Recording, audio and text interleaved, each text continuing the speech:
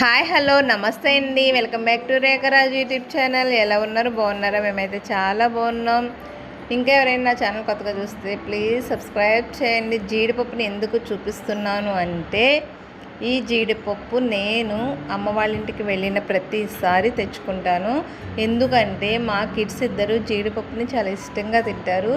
అది వాటిలో కూడా మంచి డ్రై ఫ్రూట్స్ అనేవి మంచి ప్రోటీన్స్ అయితే ఉంటాయి కాబట్టి కిడ్స్కి పెట్టాలి. సో నేనైతే అమ్మ వాళ్ళ ఇంటికి వెళ్ళినప్పుడు ఎవ్రీ టైం తెచ్చుకుంటాను. చూస్తున్నారు కదా, మా అమ్మ వాళ్ళ ఊరిలో చాలా జీడి తోటలు అయితే ఉంటాయి. ఇక్కడ జీడిపప్పు తీసుకువెళ్ళడానికి చాలామంది ఎక్కడెక్కడ నుంచో వస్తారు. ప్రీ ఆర్డర్స్ కూడా వస్తాయి. సో మీలో ఎవరికైనా క్వాలిటీ అండ్ టేస్టీ జీడిపప్పు కావాలి అనుకుంటే నాకు కామెంట్ సెక్షన్లో కామెంట్ చేయండి. నేనైతే మీకు ఇన్ఫర్మేషన్ సెండ్ చేస్తాను.